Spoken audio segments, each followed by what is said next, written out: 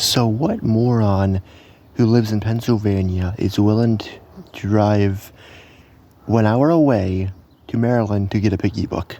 That moron is me. I had to go to Maryland to get this book because nowhere in Pennsylvania had it. They were all sold out.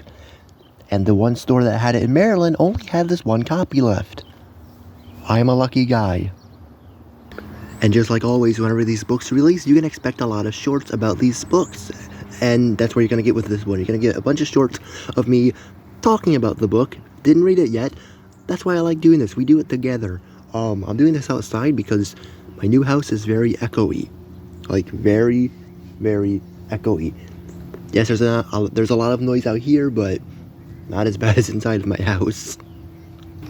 I hear a woodpecker. Anyway, let's get started. Piggy Trader. You know, they always portray the infected as having red eyes, which it's a bit odd. Like, I feel like, have they ever mentioned anything about another eye color? Because when Alphys appeared, he wasn't even infected in, like, what, the third book? He was just a normal guy. He wasn't even infected for some reason. They always portray these characters as having red eyes, which I guess it's because Piggy, she's the main character, she's the mascot and her eyes red, so maybe that's the reason. I always thought it was a bit odd that it feels like every single infected has a red eye and nothing else. Like, okay, I mean, sure thing, I guess.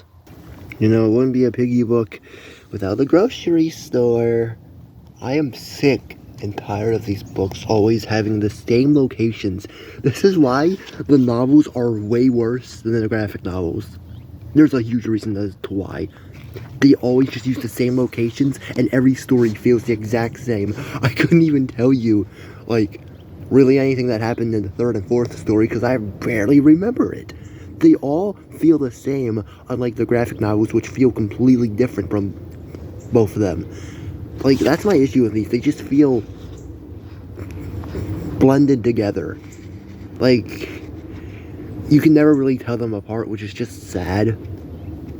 I also feel like just the words they always used to say, like, the word stomach has been used so many times throughout these books.